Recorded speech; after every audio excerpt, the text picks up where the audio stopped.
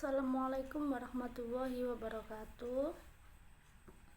Ya, apa kabarnya anak-anakku kelas 1 tahun ajaran 2021-2022. Semoga kita semua senantiasa dalam lindungan Allah Subhanahu wa taala. Yang pertama, perkenalkan, nama saya adalah Bu Devi, Bu Devina, bisa dipanggil Bu Devi. Saya di kelas 1 mengajar mata pelajaran civic. Nah, untuk masa MPLS ini, masa pengenalan lingkungan sekolah, Bu Devi akan mengisi materi tentang tata krama siswa. Ya, apa yang anak-anak ketahui tentang tata krama? Pernahkah kalian mendengar tentang tata krama? Ya, tentunya sedikit banyak anak-anak pernah mendengar tata krama. Apakah anak-anak paham apakah itu tata krama? Nah, untuk yang sudah paham bisa nanti tetap mengikuti penjelasan dari saya. Untuk yang belum mengerti apa itu tata krama, bisa juga untuk menyimak penjelasan dari Bu Devi. Ya, tata krama itu sama dengan sopan santun. Ya, kalau sopan santun itu lebih familiar, lebih sering didengar untuk kehidupan sehari-hari. Nah, tata krama siswa artinya sopan santun siswa. Siswa artinya salah satu anggota keluarga sekolah. Jadi di dalam sekolah itu ada yang namanya siswa, guru, kepala sekolah. Kalau di SD Ar-Rahman juga ada namanya yayasan. Nah, antara siswa dan guru ini setiap harinya kan selalu ada interaksi, selalu ada komunikasi, entah lisan atau kalau sekarang ini online. Tentunya di dalam komunikasi itu anak-anak harus tetap menjaga yang namanya sopan santun atau tata krama. Contohnya, pada waktu anak-anakku kelas 1 masih kanak-kanak, orang tua di rumah sudah melatih anak-anak untuk menerima pemberian orang dengan tangan sebelah kanan dan juga dengan ucapan terima kasih. Kemudian orang tua di rumah juga pernah melatih anak-anak cara makan, minum, dan menyapa, memberi hormat, lalu berpakaian. Coba nak, kalau di rumah kalau makan pakai tangan kanan, jangan sambil berdiri, jangan sambil jalan, makannya harus dengan duduk. Itu kan salah satu contoh tata krama saat makan. Kemudian tata krama itu merupakan kebiasaan. Kebiasaan apa? Kebiasaan baik yang lahirnya dalam hubungan antar manusia. Tata krama itu harus berlaku dimanapun, tidak hanya di sekolah, di rumah, tetapi juga di mana kita berada. Misalnya saat kita di jalan, tetap kita harus menerapkan tata krama. Dalam berteman juga, misalnya dalam berteman dengan teman, kita juga harus menjaga tata krama. Contohnya, misalnya kita sedang berbicara atau berbincang-bincang dengan teman kita. Dalam berbicara dengan teman kita, seharusnya kita menggunakan bahasa yang sopan, yang tidak menyinggung perasaan teman kita. Dengan begitu, hubungan kita dengan teman kita akan baik-baik saja dan tidak akan terjadi masalah. Misalnya, masalah seperti apa sih, Bu? Ketika kita berbicara dengan teman, lalu perkataan kita menyinggung teman kita, teman kita yang tersinggung dengan omongan kita akan marah. Kemudian setelah dia marah, teman kita ini akan kemungkinan tidak mau lagi berteman dengan kita. Itu adalah salah satu contoh ketika kita tidak menerapkan tata krama dalam pergaulan dengan teman.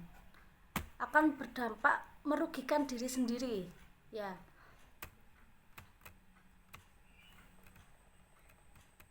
Kemudian contoh tata krama di kehidupan bermasyarakat. Misalnya, ada yang bisa menyebutkan?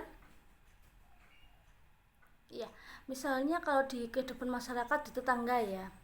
Ketika kita menuju rumah, melewati rumah tetangga, ada tetangga kita yang sedang duduk santai di depan rumahnya. Bagaimana tata krama kita yang baik? Tata krama kita yang baik seharusnya kita menyapa. Permisi Pak, permisi Bu, seperti itu. Dengan seperti itu, kita selain menerapkan tata krama yang baik, kita juga bersilaturahmi.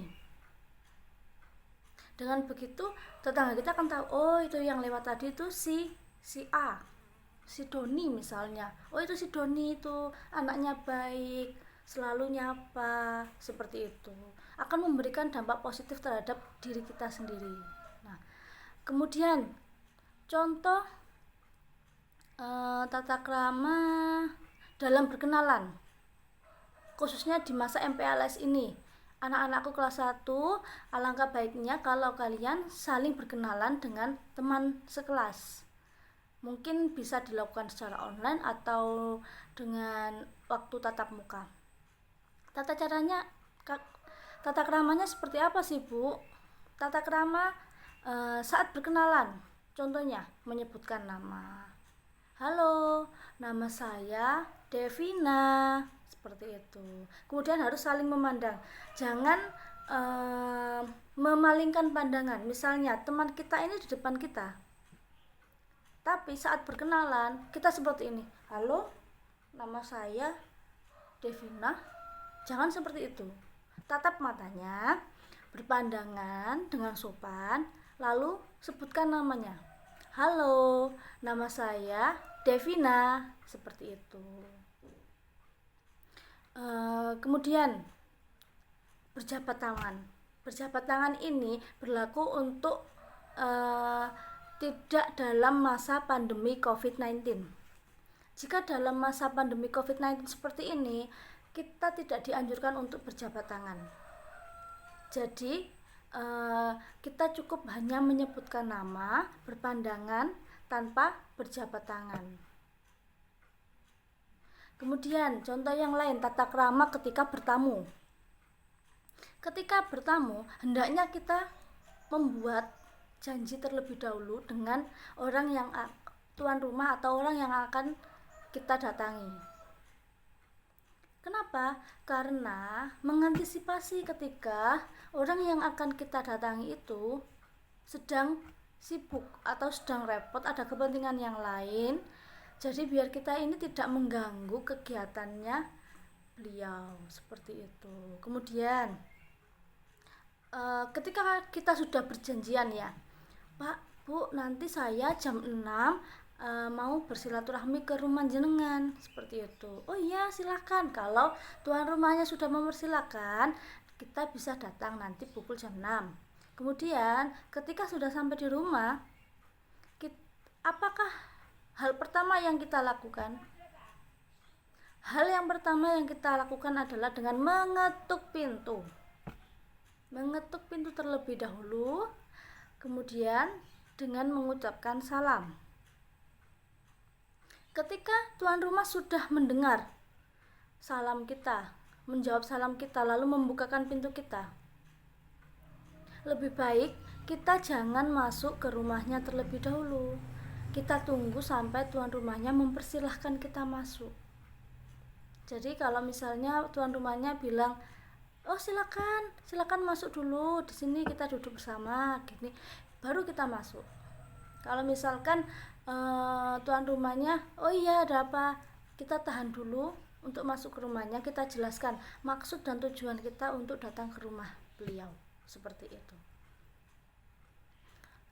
Kalau untuk tata krama di sekolah, contohnya adalah ketika anak-anak sekalian bertemu dengan bapak ibu guru di sekolah, yang bisa dilakukan anak-anak adalah menyapa bapak ibu guru dengan sopan.